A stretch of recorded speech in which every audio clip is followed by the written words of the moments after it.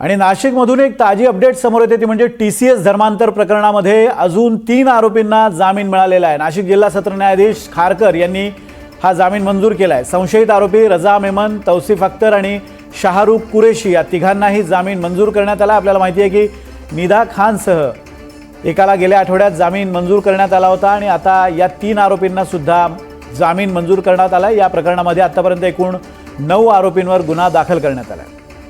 प्रांजल कुलकर्णी आपल्याला या संदर्भात अधिक अपडेट्स देतात। प्रांजल, तिघांना जामीन मंजूर झालेला आहे, काय अटी शर्तींवर हा जामीन मंजूर झाला आहे?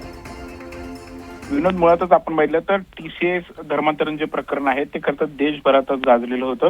यामध्ये गेल्याच आठवड्यात जी बहुचर्चित संशयित आरोपी होती निदा खान, हिला जामीन मंजूर झाला होता। विशेष म्हणजे निकालाचं जे पत्र हाती आलं होतं त्यामध्ये भगवान श्रीकृष्णाप्रमाणे जेलमध्ये बाळाला जन्म देण्याची जी वेदना आहेत आणि जो सामाजिक कलंक आहे तो कोणत्याही महिलेसाठी असह्य असतो असं कोर्टाने महत्वपूर्ण टिप्पणी देखील यात केलेली होती। बाळाच्या हिताचा विचार करून निदाला जामीन मंजूर करण्यात आलेला होता।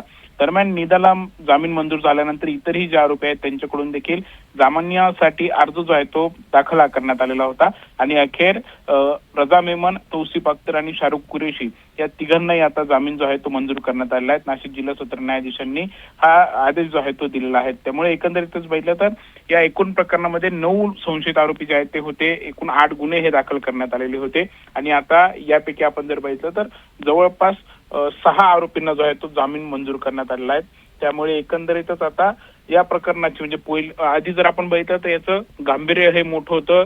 निदा खान ही फरार झालेली होती, त्यानंतर आरोपींना अटक करण्यात आले आणि आता आरोपींना जामीन देखील जे आहेत ते मंजूर होताना आपल्याला बघायला मिळत आहेत। धन्यवाद प्रांजल दिलेल्या अपडेट्स बद्दल।